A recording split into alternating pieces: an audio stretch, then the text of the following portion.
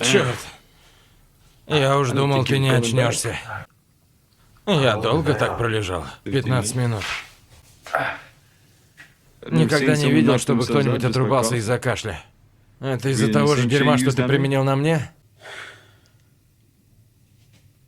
У меня рак легких.